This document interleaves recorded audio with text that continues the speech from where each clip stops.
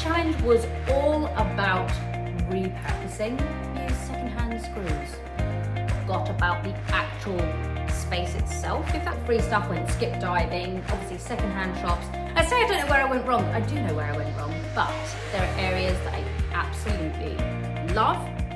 Hey guys, and welcome back to my YouTube channel. I am Bryony Ace if you're new around here, and this video is going to be all about me taking you through all of the designs that I did for episode 2 on Interior Design Masters, and it is containers, and it went a bit wrong for me, but we're going to go through it. And we're going to focus on the positives as well, because there is a lot of positives. So the office containers was actually such a thrill to me. When we got the brief, I was like, oh my gosh, like I've done a lot of unloading of containers in my lifetime, and containers to me, I was like, this is going to be a super fun challenge. Obviously the light is really tricky, and we had to set it up for creatives and tech companies and new startups that were going to come along and rent the spaces. So we had kind of an opportunity to be a bit vibey. Episode 1 was very much about showing off our own style and our own aesthetic and kind of really introducing ourselves to Michelle in that way. And week 2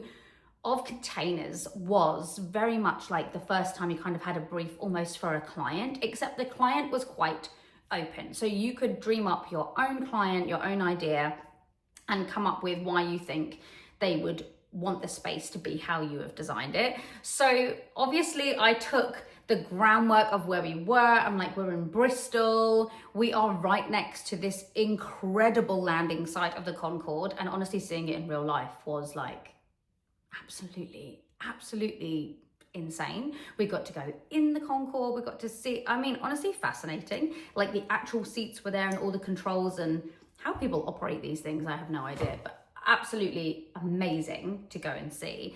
And I think I really lent so far into the Concorde that, you know, I should have scaled that back a bit, but that's very much, I think I was just like competition brain. I used colors that I wouldn't normally use. I used I didn't bring me. That's ultimately where I went wrong on week 2. I didn't bring me at all. You would have seen, if you're seeing this, again, spoiler alert, so stop watching now if you haven't seen the episode, but you would have seen that I ended up on the sofa, and I'm so grateful that Michelle decided to keep me. And I basically just I had time to think on the way back in the van. It was in Bristol. We drove back and I was like, where did I go wrong here? And ultimately I went wrong because I just didn't follow any of my own normal guidance on how I would set up a space. And I think I got so stuck on the Concorde thing, and I got so stuck on competition, showing what I can do, showing all of the intricacies. I don't know, but somewhere along the line, it didn't go great. It didn't go great. But there are areas that I absolutely love and would do again, and so I'm going to focus on those. We had a budget of £1,100. We had one carpenter, one decorator, and in this challenge, everyone got an identical container, apart from they were stacked. So there was a top stack and a bottom stack, and the upper had lovely light and the lower ground didn't have the best light. Obviously you didn't know which one you were going to get. I had one that wasn't great light, but that didn't matter to me because my idea was to lighten and brighten it up anyway with what I was doing, which I did definitely achieve. Focusing in on the client, and we had a brief of how much the containers were going to cost per month to rent, and all the development that was going to be happening surrounding these super cool offices. It was just a real opportunity to lean into that creativity, knowing that it was for someone who was kind of like-minded to us. This challenge was all about repurposing, and I don't know where I say I don't know where I went wrong. I do know where I went wrong, because I even at one point started thinking, do I use secondhand screws? What, Bryony? I just lost the plot in week 2, and that's where we are. But I love repurposing. It's a massive part of what I do in all of my designs in real life. Honestly, I don't understand. But let's not digress. The point was to repurpose. And so upcycling things, I mean, when I say we all went skip diving, we went skip diving. Free stuff when you've got a budget of £1,100 super handy. Got free stuff, went skip diving, obviously secondhand shops, loads of really beautiful secondhand things, including I wanted to try and find some Bristol glass replicas, which was this gorgeous, like cobalt blue glass, and I got them in some like little vases and just little touches. Absolute bare bones. The walls have been cladded. There was some electrics running through. There was some existing lights in there. Actually had these glass doors at both ends, so like really cool fit out for a container, like really cool fit out, had already been done, but obviously aesthetically nothing was there. So that's where we came in. Max was the guest judge for this week, and obviously Max has converted his own super cool container on the water, and I think especially like during lockdown, he just proved how cool it can be to like just think outside the box and live in a different way. And I have to be honest, I really feel like I missed the mark on showing what I can do in terms of being able to repurpose stuff. I think I went wrong in a few ways. I am going to talk about those, but I am also going to really just try and focus in on the things that I loved that I created in the space as well. Trying to create this space for people who primarily are currently working from home. That was part of the brief. And so I wanted to create zones and different areas like you would have in your home. In your home, you would have a living space. You would have a kitchen table. You would have maybe a high up bench with a work surface that you could sit at. And I just wanted to create lots of different options for people. I thought running the desks down one side would be a good idea, keeping that floor clean. And again, that kind of replicated then that like galleyway on an aircraft. So that really kind of worked. Then the middle zone, I wanted to create this creative hub. I knew that I wanted, which I love, my table that I upcycled, put the shelf on, put the casters on. I didn't have time to finish off all of the painting on that, but actually, I did love that. And that as a creative table, I would still do now. It raised the otherwise average height dining table and then got these beautiful red casters, which then heightened it to be a high up table so you could kind of stand and create and swing it round and you can all stand around it. But then because obviously space is of a premium in these long, thin containers, you can push it over to one side so it stores it nicely as well. So I absolutely loved that little creative zone. So talking about this quiet zone area, first of all, I loved obviously that there was all the beautiful light at that end, and then I wanted to make it a little bit quieter, make it appropriate for maybe a Zoom call or just a breakout space, a chill zone. So kind of really multifunctional. So I had options of seating in there. I knew I wanted to create my little table, which we'll come back to, but to make it the quiet zone, I used and repurposed these gorgeous glass doors, which I got on Marketplace. And I knew that using two of those side by side would leave a good door opening, just an open door to walk through to get into the quiet zone. And then I found the gorgeous like burnt oak beams, which my amazing carpenter cladded there for me on both sides. And it looked so good. I love that aspect of this design so much. And it worked so well. It was so inexpensive, and I worked out, this is the first time that I feel I've kind of worked out structurally how to do something in that way, more myself than just entirely leaning on a carpenter to do it, like in my normal life. So it was really fun coming up with like the structure and how much CLS timber I thought I would need. And these are words I never thought I'd say, okay? I was going around B&Q with no idea and dreamt it up and made it work. And I'm really proud of that. And I love how it looks. I also love that it kind of made a super cool little memo board. So I bought some white chalk pens and you could just write your little memo notes. So I thought you could be in that creative zone and then you could be writing on the glass. And I just love how that turned out.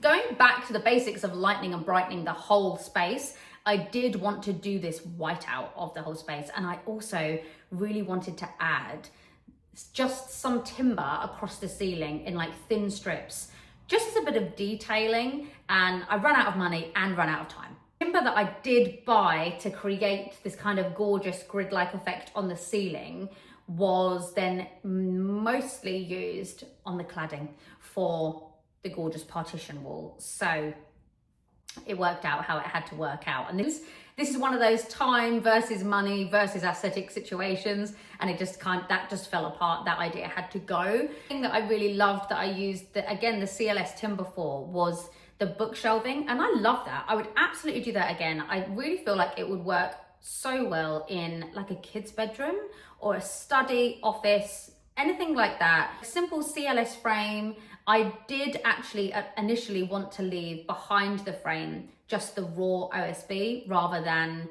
having it painted, but it was entirely my fault and I forgot to tell my painter that, and one thing led to another and the whole thing was painted.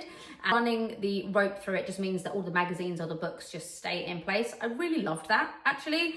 It could have been executed maybe a little bit better, but I really loved the idea of that. Talk about the desks. So with the desks, what I think most other people, I think everyone kind of created like a new tabletop for themselves. And I think what it was my inexperience with timber and woods and like knowing what to do. We could repurpose the legs. The budget was 1,100, and I think I got a bit lost there. I also then kind of went into this like, oh, how can I use cork because it's such a fabulous, you know, repurposed, recyclable material. And so I did these cork tops, which actually, although cork looks lovely, it is not practical as a desktop. And I don't know. I would like to go to past Bryony and ask her what her thinking was. But we're gonna round that up in that some things are just inexplainable. Unexplainable. That's the Bryony that lost the plot, okay? The cork tiles are fab though. Use them on a wall, great. Desktop, imagine you had a spill. On about the desks because they didn't work well, okay? So I put them up against the wall. Now, I wouldn't normally put a desk up against a wall because I'm a person that loves to sit at a desk and look like out into the world. A lot of people would, and if you are the kind of person that can be quite distracted by things, if you are a person who likes to feel like cozy and engulfed, then it can be amazing to have a desk up against a wall. And so there's definitely a time for that. And so I lent into that, especially with it being this narrow container. And I was like, this allows enough space to walk behind. You can push your chair out and in. You can all be together. And because I created the other zones, I felt like that would be okay. When I was in the space and I lined all of those desks up to look at how far that would go down, I did panic. And I did at that point think, I've messed up here. But then at that point, you don't have much time to kind of come back from it, and you have to make quick decisions. And I was like, this is one of those things that I don't think I ultimately can change at this point. I have to just keep going, keep moving, and see what good I can make from the mistakes that I knew I had made in my designs. And that is one of those things about interior design masters, is that obviously you never physically step foot into the place before you design it, which, you know, you would never normally do. Even if you're doing like an e-design, you would get a ton of photos and angles and this and that, and you can ask loads of questions, and that's not the point of this program. So it is just part of the fun of it, basically. And I learned a lot. When I tell you I learned a lot from week 2, because of course we learn more from our failures and our mistakes generally in life anyway. So that absolutely is all week 2 was for me. It's just this massive learning curve. So let's talk about the shelving behind the desk. So I knew that I wanted some storage. I am a gal for storage. I wanted to include storage. Every office needs storage. And my idea of putting it behind the desks is that it's really accessible. There was a lot there. I used floor to ceiling space. I didn't use shelving that was too deep, so it didn't take up too much space. So you still had that feeling of openness as you come in. And I put a curtain on the front so that if you were on your Zoom call or whatever you're doing at the desk, it means that you've got a nice view behind you rather than all of the stuff. It just keeps it feeling clutter-free. And I think that was a good win. It's just I probably wouldn't, it was the front area for me. It's that immediate come into the office that just didn't work. And I have to say, some people really created excellent front parts of their container, like a little welcome zone, or just that initial, like the minute you step in, because that's what it's all about. It's about the minute you step in to a space, you either feel it or you don't. And that's where I fell flat. It just didn't work. I didn't create that kind of first, oh, okay. My middle zone, great. My back zone was great. It kind of got better as you went through, but the first bit just didn't work. But I loved some of the containers where the guys were creating these little front zones. I think Victoria did it really well. I think John did it really well. I mean, to be honest, People smashed it on containers, didn't they? They smashed it. Just wasn't my week, guys. I wanted to create a little table for my quiet zone, and I wanted to use the shape of the Concorde wing on the side to create the legs. So it's a real soft touch, but I think it worked well. I think the table was good. I think it was such a hot 2 days. Oh my gosh, were we sweating. But it was such a hot 2 days, and we're in containers. I mean, seriously. But then I was tiling for the first time, because I had seen a really nice inspirational image of like these white tiles with black grout, and I was like, oh, this is gonna be lovely. Why not give it a go on Interior Design Masters Week 2 when you've never tiled before on 2 incredibly, swelteringly hot days? Why not? Well, I'll tell you why not, because as you're attempting to put the grout on, it's drying. It's drying as you're sweeping it across, and I'm using black grout with white tiles. You get the picture, okay? We'll leave that where it is. Executed well, that would be fantastic. Take a look at Aisha's. Woo, that looked great. Her terrazzo tile with the grout, she just got that right, okay? I did not. It wasn't executed well. It wasn't very neat and tidy. I kind of clawed it back. The idea was there. The intention was there. Let's talk about the swing. Let's talk about the swing. I actually love it. Love the blue rope.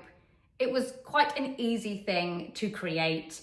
And the pole, the scaffolding pole, was already in the container. So I was like, I could hang a plant, or I could make a swing. And I went for a swing. It's not very like me, I'll be honest, but I think it's a bit of fun. I think it's fun, and I feel like it's somewhere that if you are a creative, I think people would use it. And I think the view coming out of there's gonna be lots of things happening beyond the other side of that window on this plot. And I was like, you know what, that's cool. And I like that I did the swing. I think Alan liked the swing. He had a go and he enjoyed it. Let me know in the comments below. Did you like the swing? Would you have a swing in your office? I would love to know. I'd love to know.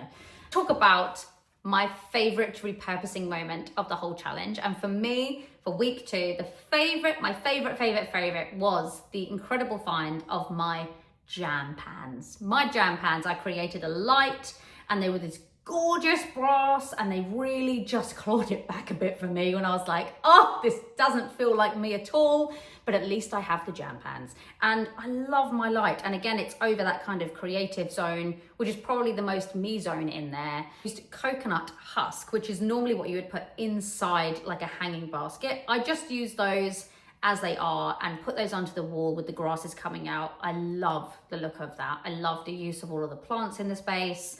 And it really kind of warmed it up and made it feel a little bit more me. It clawed it back slightly for me.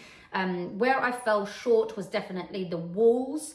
The shelving was great above the desks. I liked that. Again, it gave an opportunity. Everyone had their moment for their own things when they came into the office. It was really structured, so I liked that. Moving back into the creative zone, I did create like an upcycled pin board, which was an old shirt with a really lovely frame that was there, but the other side fell short. There wasn't enough on that wall. It didn't really have a purpose. And to be honest, it would have been better just leaving it entirely blank. Then I ended up putting a couple of units there, which I just thought were good for storage, but I absolutely 100% should have taken them out. I should have edited.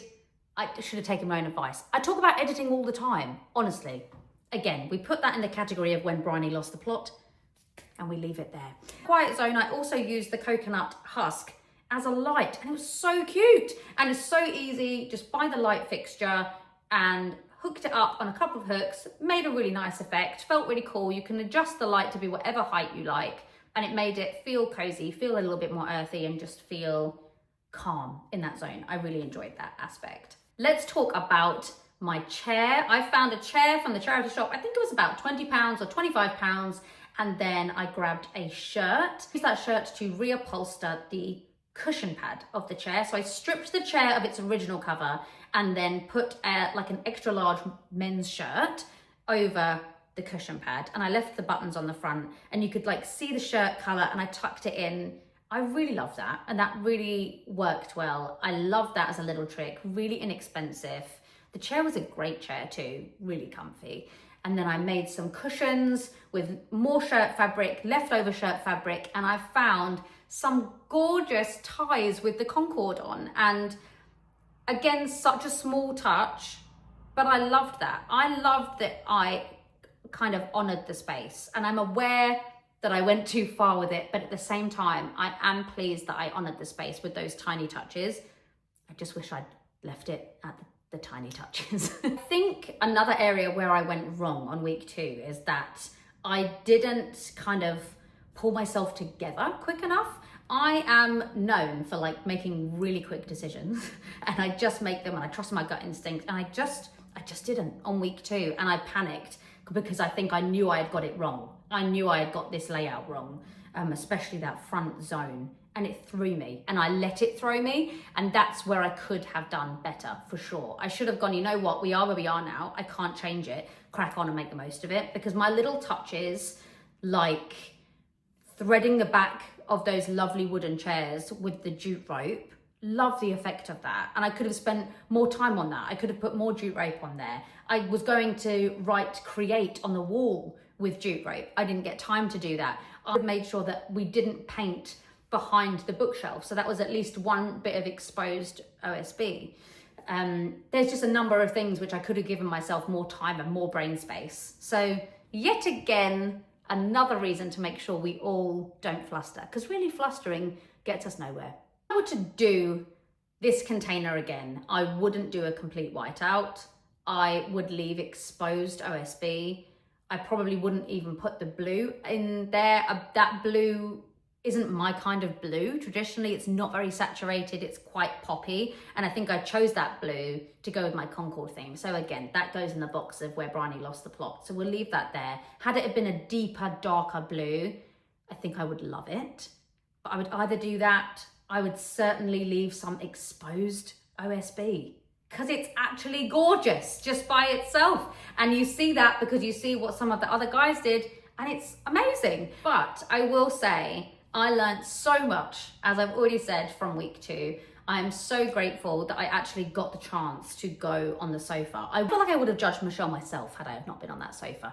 And I got the chance to try and explain where I think I went wrong. And Michelle heard that, which I'm really grateful for.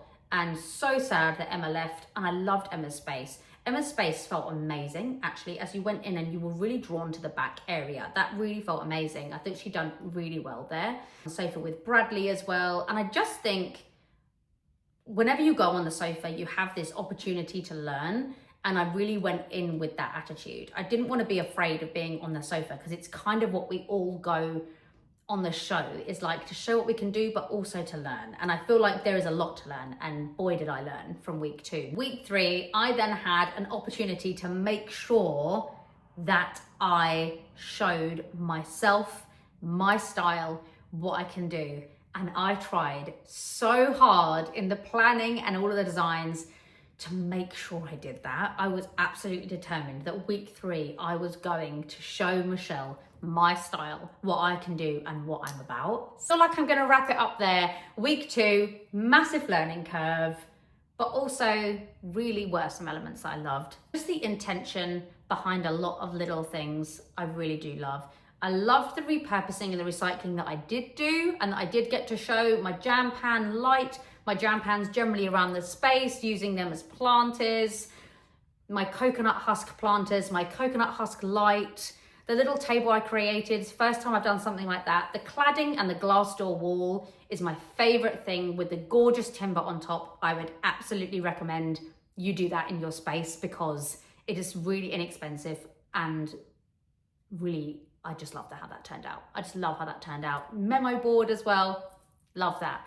Little shirt on the chair worked really well. I just didn't manage to pull the whole scheme together. So you'll have to tune in, I guess, to week 3. Just my week 1 roundup, then I'll link that below. Do go and check that out. I talk you all through the designs of week 1 on Interior Design Masters Series 6, which is at these gorgeous surroundings of the Lake District. We converted youth hostel bedrooms there, so do go and check that out. And next week, I'll be back and talking through week 3, and we've got a brand new place, brand new project. And gosh, was this one a challenge. And is really fun. If you have made it this far on this video, then I am so pleased to have you here. Do stick around because I will be uploading much more about my general day-to-day life and the projects I've got on currently. And of course, I'll be back for a week 3 roundup of all of my designs and why I made those decisions. And I will see you soon, guys. Bye.